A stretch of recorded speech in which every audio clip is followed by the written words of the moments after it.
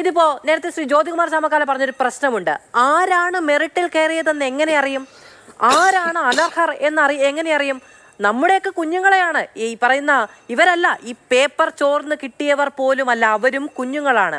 അവർ പോലുമല്ല യഥാർത്ഥ കുറ്റവാളികൾ. ഈ സംവിധാനമാണ് അപ്പുറത്ത് കുറ്റം ചെയ്തു നിൽക്കുന്നത്. അപ്പോൾ ഈ കുഞ്ഞുങ്ങളുടെ മുഖത്ത് നോക്കി അവരെ ഇനി വേർതിരിക്കാനുള്ള എന്ത് സംവിധാനമാണ് നമ്മുടെ മുന്നിലുള്ളത്? ആരാണ് മെറിറ്റിൽ കയറിയത്, ആരാണ് അനർഹരായി കയറിയിരിക്കുന്നത് എന്ന് എങ്ങനെ വേർതിരിച്ചെടുക്കാനാണ് ഈ പറയുന്ന ലക്ഷക്കണക്കിന് കുഞ്ഞുങ്ങൾക്കിടയിൽ നിന്ന്?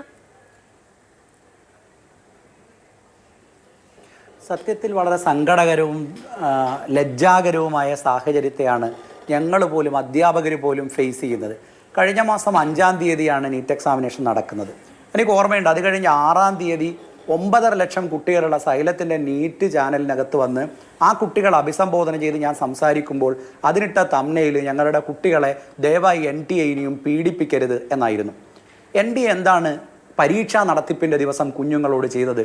പലയിടങ്ങളിലും പരീക്ഷ വൈകി നടക്കുന്നു.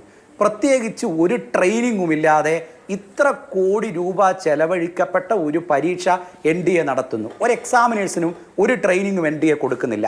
10-13 പ്രാദേശിക ഭാഷകളിലേക്ക് ട്രാൻസ്ലേറ്റ് ചെയ്യുന്ന ക്വസ്റ്റ്യൻ പേപ്പറാണ്. നേരത്തെ നമ്മളുടെ കൂട്ടത്തിലൊരു അതിഥി അത് പറഞ്ഞു.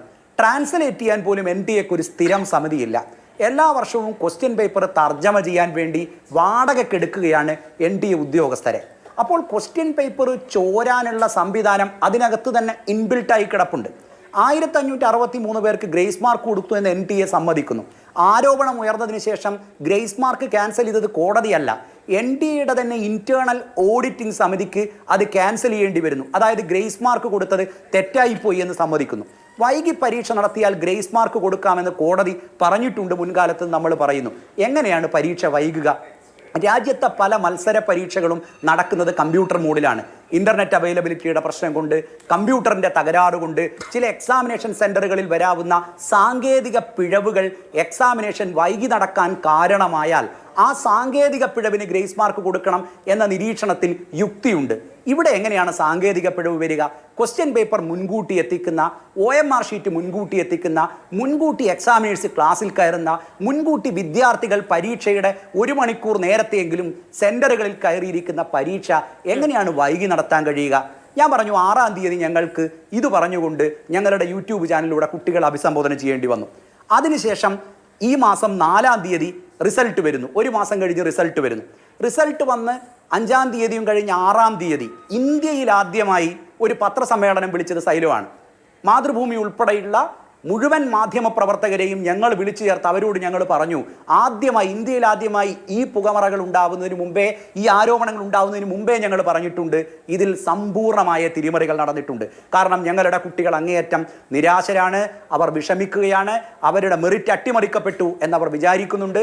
നീറ്റ് എക്സാമിനേഷൻ നടക്കുന്നതിൻ്റെ 1 മാസം മുമ്പേ ഇറങ്ങിയ ഔട്ട്ലുക്കിൻ്റെ കവർ സ്റ്റോറി മാധു ഒന്ന് നോക്കണം. ആ കവർ സ്റ്റോറി കണ്ടാൽ നമ്മൾ ഞെട്ടിപ്പോവും. ഈ ഇൻഡസ്ട്രിയിൽ ചോര വീണതിൻ്റെ കഥയാണ് ഔട്ട്ലുക്ക് 1 മാസം മുമ്പേ. കോമ്പറ്റേറ്റീവ് എക്സാമിനേഷന് പ്രിപ്പയർ ചെയ്യുന്ന കുട്ടികൾ സ്ട്രെസ്സ് താങ്ങാൻ കഴിയാതെ ആത്മഹത്യ ചെയ്യേണ്ടി വരുന്ന സങ്കടങ്ങളെയാണ് ഔട്ട്ലുക്ക് ഒരു കവർ സ്റ്റോറിയിലൂടെ പ്രസിദ്ധീകരിച്ചത്. ആ ഒരു സാഹചര്യം ഒരറ്റത്ത് കിടപ്പുണ്ട്. കുട്ടികൾ ആത്മഹത്യ ചെയ്യുന്ന സാഹചര്യം, കുട്ടികൾ അവരുടെ ജീവിതത്തിലുടനീളം ട്രോമകൾ പേറി ജീവിക്കേണ്ടി വരുന്ന സാഹചര്യം, ഇതൊക്കെയുള്ള ഒരു പരീക്ഷയാണ്. അതിനിടയിൽ ആരു കൂടിയാണ് മാധു ഇപ്പോൾ ചോദിച്ച പോലെ സംശയത്തിലേക്ക് പോകുന്നത്? 705ഉം 711ഉം 700 മാർക്കുമൊക്കെ കഷ്ടപ്പെട്ട് പഠിച്ചു വാങ്ങിയ മെറിറ്റുള്ള ക്വാളിറ്റിയുള്ള കുട്ടികൾ കൂടെ സംശയത്തിലാണ്. അവരെ കൂടെ ആളുകൾ നോക്കുന്നത് വല്ലാത്തൊരു നോട്ടമാണ്. അവരുടെ കൂടെ മെറിറ്റാണ് അട്ടിമറിക്കപ്പെടുന്നത്. വലിയ മാർക്ക് കഷ്ടപ്പെട്ട് പഠിച്ചു വാങ്ങിയ കുട്ടികൾ പോലും സങ്കടത്തിലാണ്. അവർക്കിടയിലേക്ക് ഒരു മെറിറ്റുമില്ലാതെ ആളുകൾ തിരികെ കയറി വരുമ്പോൾ ഞാനാണോ ഇയാളാണോ കുറ്റവാളി എന്ന് തെളിയിക്കേണ്ട ബാധ്യത ഇവിടെ മെറിറ്റുള്ള ഒരു കുട്ടിക്ക് സംഭവിക്കുകയാണ്. ഇവരെങ്ങനെയാണ് ഈ രാജ്യത്തെ പൊതുപരീക്ഷയെ വിശ്വാസത്തിലെടുത്ത് മുന്നോട്ട് പോവേണ്ടത് എന്നൊരു വലിയ ചോദ്യം നമ്മളുടെ മുമ്പിൽ വരുന്നുണ്ട്. ഇനി കോച്ചിങ് ഇൻസ്റ്റിറ്റ്യൂട്ടുകളെ കുറിച്ച് പറഞ്ഞാൽ കോടിക്കണക്കിന് രൂപയുടെ ഇൻവെസ്റ്റ്മെൻ്റാണ് സത്യത്തിൽ ഈ ഒരു ഇൻഡസ്ട്രി, ഇത്തരം കോമ്പറ്റേറ്റീവ് എക്സാമിനേഷനുകളുമായി ബന്ധപ്പെട്ട് ഇൻഡസ്ട്രി ഇന്ത്യയിൽ ഫേസ് ചെയ്യുന്നത്. ഞങ്ങളുടെ മുമ്പിലേക്ക് അഡ്മിഷൻ എടുത്ത് കയറി വരുന്ന കുട്ടികളുടെ ഈ വർഷത്തെ മാർക്ക് ഞാൻ പറയാം. സൈലത്തിൻ്റെ മുമ്പിലേക്ക് 600 മാർക്ക്, 610 മാർക്ക്, 630 മാർക്ക്. ഇന്നലെ 550 കുട്ടികൾ ഒരു ബാച്ചിൽ വന്നു ചേർന്നതെല്ലാം 600 മാർക്കിന് മുകളിലാണ്. ഒരു സന്തോഷത്തോടെയും ഒരു ബിസിനസ് താല്പര്യത്തോടെയും അല്ല ഞങ്ങൾ അവരെ നോക്കിക്കാണുന്നത്. അങ്ങേയറ്റത്തെ ദുഃഖത്തോടെ, അവരെ ഫേസ് ചെയ്യാനുള്ള സങ്കടത്തോടെ, കുറ്റബോധത്തോടെ, തലകുനിച്ചുകൊണ്ട് ഞങ്ങൾ കാണുകയാണ് 500 കുട്ടികൾ വീണ്ടും പഠിക്കാൻ വേണ്ടി വരികയാണ്.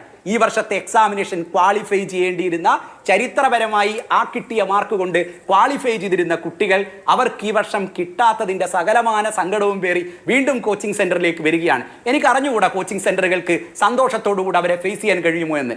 വ്യക്തിപരമായി എനിക്ക് ഞങ്ങളുടെ ഇൻസ്റ്റിറ്റ്യൂഷന് അവരെ സന്തോഷത്തോടുകൂടെ ഫേസ് ചെയ്യാൻ കഴിയില്ല. അതുകൊണ്ട് ഇന്ത്യയിൽ വലിയ ഇൻസ്റ്റിറ്റ്യൂഷനുകളുണ്ട്. ചരിത്രപരമായി 10, 30, 40 വർഷത്തെ ചരിത്രമുള്ള വലിയ ഇൻസ്റ്റിറ്റ്യൂഷനുകൾ കണ്ട രാജ്യമാണിത്.